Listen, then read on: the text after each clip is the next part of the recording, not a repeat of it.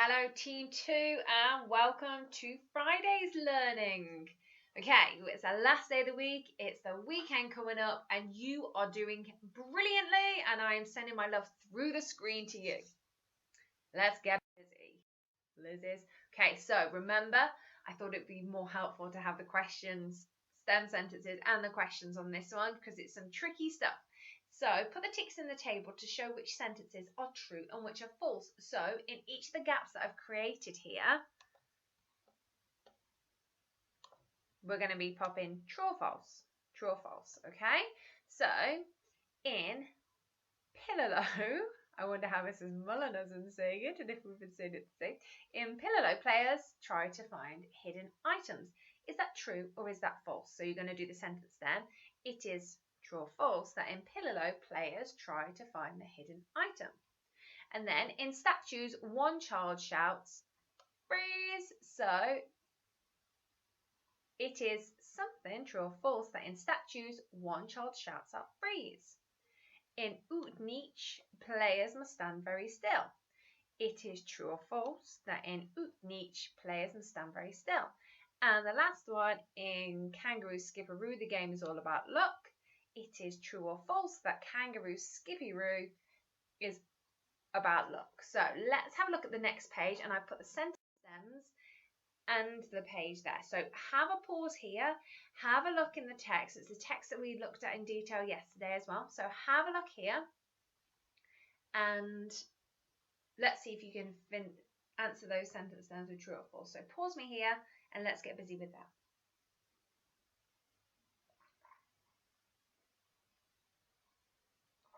Okay, so in Statues from Greece, one child is it and stands at the centre of a large space, counting loudly. The other players walk around waiting for that child to shout statue. When they hear this word, the players freeze like statues. Anyone who is moving, so I'm here, anyone who is moving is out. Then the child who is it tries to make the others laugh or move, and the last player remaining as still as a statue is the winner and becomes the new it. This game is great for practicing your balance if you are standing in an awkward position. Then we've got Oot Niche from Pakistan, and the name of this game means up down. It involves lots of running around. Children have to be up off the ground, such as on a chair, or down when they must be touching the ground. One child is it and has to catch the others. It uses up lots of energy and is great fun. Kangaroo Skipperoo from Australia. In this game, one child pretends to be a sleeping kangaroo with its eyes shut. When a player touches the kangaroo's shoulder, the kangaroo has to guess who it is. And this game is all about guessing. Should have looked up how to pronounce this. Pillow from Ghana. Pillow is a hiding game using sticks, stones, coins, or other small items. One child hides the object, then it's a race for all the other players to find one of the hidden items and get back to the finish line quick. Finish line first. You need quick eyes and quick feet for this game. And then pass the parcel. We know this one is from the United Kingdom. A parcel covered in layers of paper is passed from child to child to the sound of music. Whenever the music stops, the child holding the parcel removes one layer of paper and then passes the parcel on. The game stops when a lucky child removes the last piece of paper and wins the present inside. This game is often played at parties. Another person, usually an adult, is needed to start and stop the music during the game. This game is mainly about luck. So, if we've got Pillow, let's have a look over here. We've got the great players try and find the hidden item. For all the other players to find one of the hidden items and get back to the finish line. Do we think that's true or false?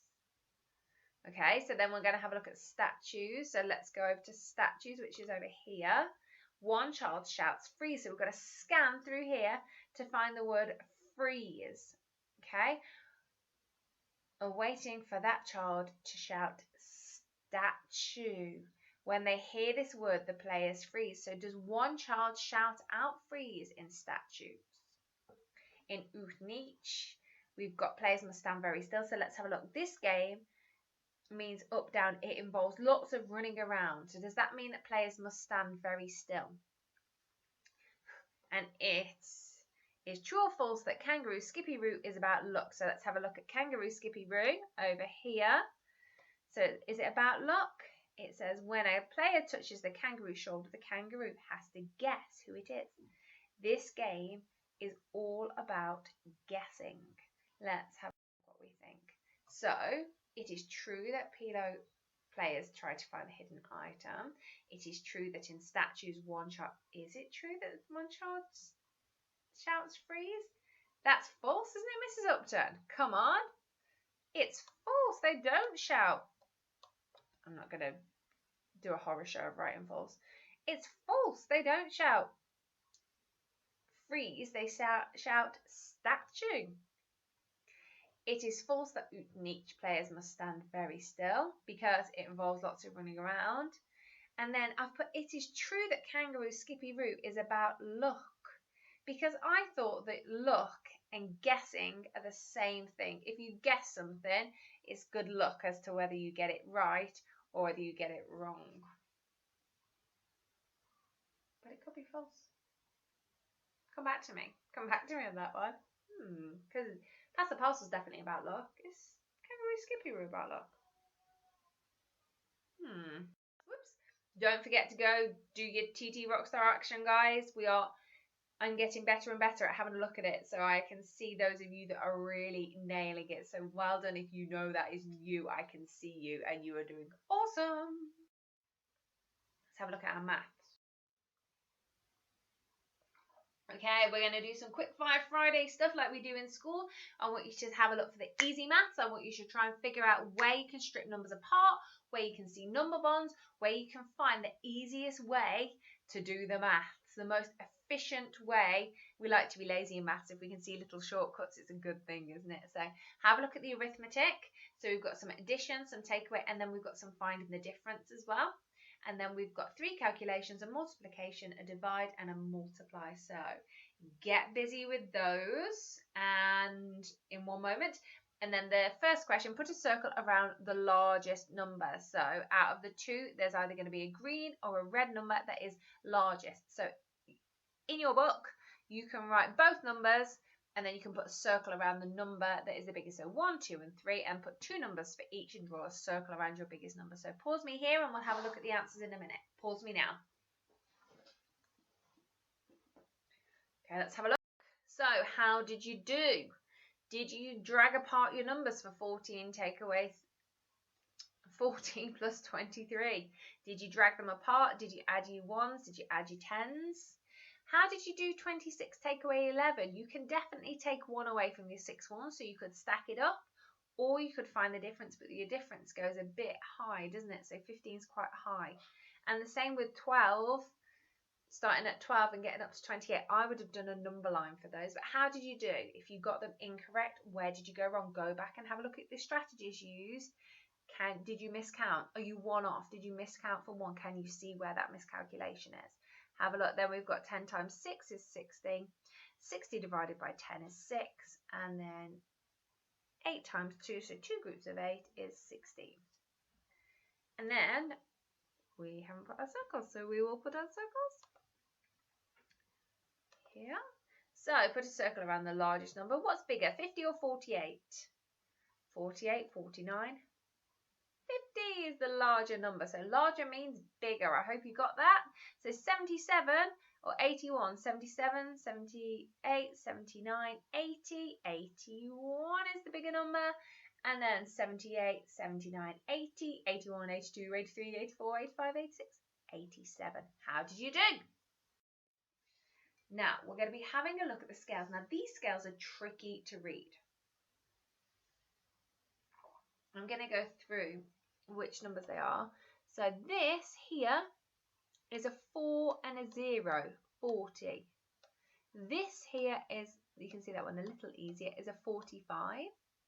And this one here is a 50. And they're all in kilograms, a K and a G. Kilograms. There we go. So you can see here that this style is in between numbers. So it isn't, if it was here, we'd know that the person weighed 45 kilograms. Here we know that they'd weigh 40, or here we'd know they'd weigh 50. But they're in between. How are we going to work out what the scale is? We're going to have to figure out what each one of these represents. So do you think you can do that? I'm going to pause in a minute so you can get your thinking caps on and have a look. This one again is tricky to see, but this one is 1 is here, 2 is here, 3 is here, 4, this is 5, 6, 7, 8, 10, and they're all kilograms again. And this one's a little bit more straightforward, isn't it? Because that one points very distinctively to the number, this one. So I'm going to pause me now and have a look, and then I'm going to come back in a minute. We're going to talk some more about a strategy and then see if you can get it. So pause me now so you can have a think by yourself, and then we're going to come back. So pause.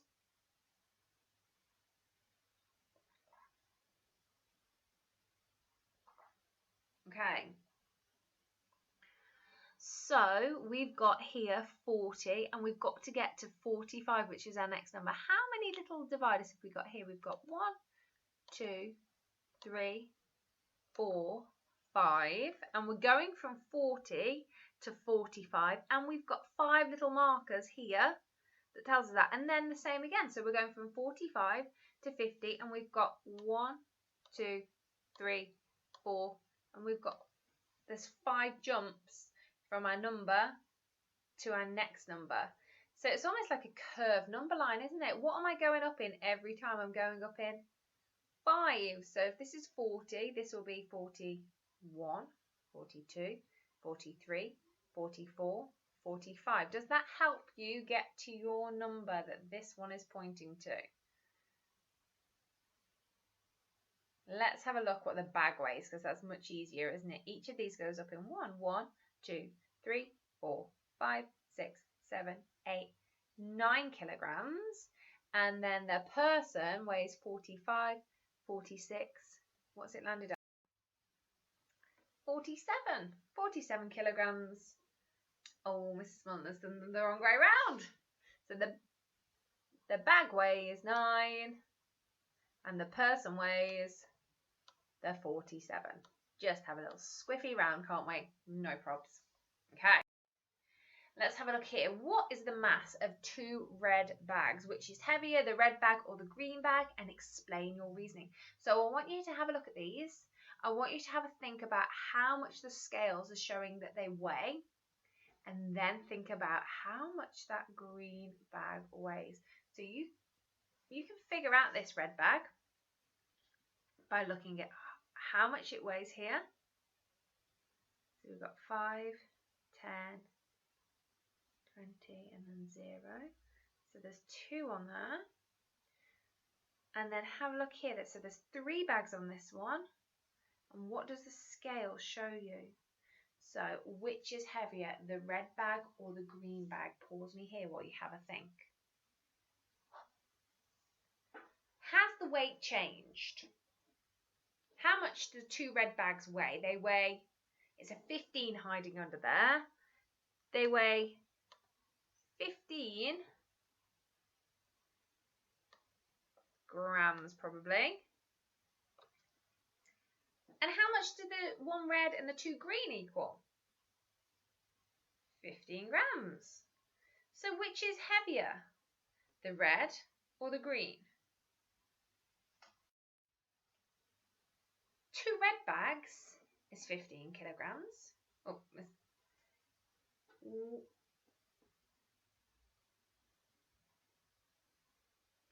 I think Mrs. Muller's forgot K. I think they're both in kilograms, yeah. So let's just pop a little kilogram there. 2 red bags equals 15 kilograms. 1 red bag and 2 green bags still equals 15 kilograms.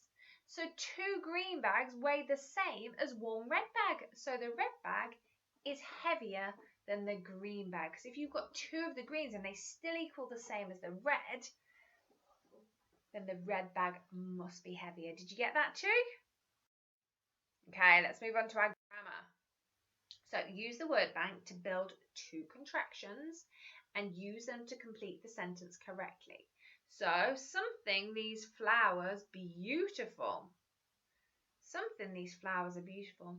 And do you think something like dogs? Do you think something like dogs. So in your books, I want you to write the sentence then with the missing gap, something, these flowers are beautiful.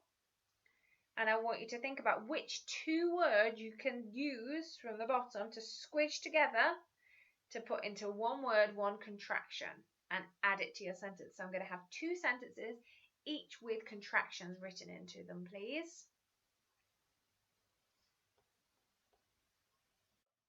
Okay, so let's have a look at these contractions in your sentences. So, aren't these flowers beautiful? Are not, it sounds really weird, doesn't it? Are not these flowers beautiful? That sounds like really formal English, but when we say, aren't these flowers beautiful, that's something we'd say, isn't it? So we're actually saying are not. So what do you think something like these dogs? Do you think she will like these dogs? Do you think she'll like these dogs? Okay. Patty is writing a sentence. I must not forget to brush my teeth. I cannot use a contraction in this sentence, says Patty. Is she correct? And I want you to prove it. So write me the sentence. Patty is correct, or Patty is not correct because. Okay, so she's saying, I must not forget to brush my teeth. I cannot use a contraction in this sentence. Is she correct or is she incorrect? Patty is incorrect because, what could she use in there? So start with the sentence then. Patty is incorrect because, and tell me why. Pause me here. Patty is incorrect because she can contract must not. And it could be, I mustn't forget to brush my teeth. Did you get it? English. Okay, let's have a look. So, what language should be in an informal postcard? Let's take a look at this formal letter from Goldilocks to Mr. and Mrs. Bear. Now, it's quite a long letter, but it's a good one, so I thought we'd share it together. So we can see here we've got Primrose Cottage, Fairy Tale Land, FT 563 and B, and that's where it's going, and it's coming from the Three Bears Cottage Hotel, Fairyland, and not too far away, FT 12 3TB, and it's 13th of February 2016. Dear Mr. and Mrs. Bear, I'm writing to you to discuss my recent stay at your hotel. I wish to make a formal complaint because your website promised me a relaxing break with comfortable facilities and I was dreadfully disappointed. Firstly, I would like to complain about the food. On my way to the hotel, I'd been looking forward to a delectable full English breakfast with juicy sausages, an egg with a runny yolk, delicious mushrooms, and crispy toast, but this was not offered at all. Instead, I was presented with a measly bowl of porridge. The first bowl was so salty that I almost choked. Then a second bowl was brought out, and that was so sweet it was inedible. Finally, a third teeny bowl of porridge was placed in front of me, which I just about managed to eat. Because of the bowl's size, I was left feeling very hungry, but I daren't ask for anything else. I decided to try and relax in the lounge area after my breakfast and read my newspaper. The first chair I sat on was so hard that it was terribly uncomfortable, so I tried another. The next chair was so soft I sunk right into it like a hippo in the mud. Once I'd fought my way out, I decided to try one more chair. The final chair I sat on smashed into 1,000 pieces as soon as I put my weight on it. I was so embarrassed. After an awful day, I decided to head up to bed because I thought a good night's sleep might help with my bad mood. In my bedroom, I changed into my pyjamas and then leapt onto the bed. What a monstrous mistake. The bed was so hard it nearly broke my back. So I asked for another room, and in the next room, I didn't want to take any risks, so I gently sat on the edge of my new bed but a spring popped out and poked me in the bottom. I shot up and immediately demanded yet another room, and eventually, in the third bedroom I tried, I managed to get to sleep. Then, in the middle of the night, I awoke to find the shadows of 3 peculiar-looking characters lurking over my bed. I shot out of the window and ran as fast as my legs could carry me. I've never been so petrified in all my life. In conclusion, I am writing to demand a full refund because of my appalling stay at your hotel. I have never had such a frightful time in all my life and would like the suitcase full of belongings that I left behind returned to my cottage as soon as possible. Yours sincerely, Goldilocks. Well, she wasn't very happy, was she? cheeky monkey. If she thinks 3 Bears' house is a hotel, I bet they're fuming when they got the letter. What do you notice about this letter? Is it similar to the postcards that we've been looking at? Why and how? What's different about these? What's different about the letter that we've just read? So there's a few things, isn't there?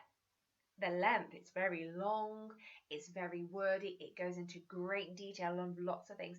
Now, Goldilocks is trying to engage the reader, but she is fuming. So she's expecting a response and an explanation of why these awful atrocities had happened to her. It's a very formal letter, isn't it? There's one word that screams to my mind, and the letter is more formal. Can you say the word formal? Formal. If something is formal, it's very smart. You might wear your formal wear to a wedding or a posh party. Mum or dad or your grown-up might get you looking all dressed up and fancy pants and formal. And that's the same with writing. So you can write really formally. Now, Goldilocks was presenting her case. She was telling them, this I'm not happy with, and this is why. And then this I'm not happy with, and this is why. Now, this isn't what we're going to be doing with our postcard. This is a really nice, formal, wordy letter, but that's not what we're doing here. That's the opposite of what we're doing. So we are writing an informal letter in the form of a postcard. Which words will we need and which will we not? So we've got an informal letter writing word map. Matt, I want you to think about what kind of words we're going to probably be needing when we're writing our postcards. So in your books, I would like you to do a table of results. And on one side, I would like you to write I will need, and underneath the I will need side to do a list of the things that you will need. And on the right hand side, a list of I will not need. So pause me here and write your table of results and take the words from this side here. Let me just get my highlighter in case you can't see that. Which of these words here will you need and which will you not need? Pause me here.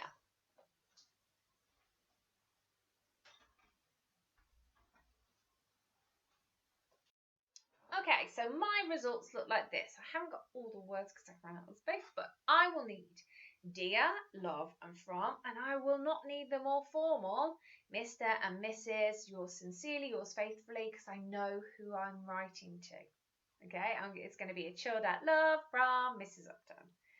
Okay, good job, guys. And then don't forget that CC work, team. You're doing so well with all of your learning. Keep up the hard work and enjoy your weekend. I'll see you next week.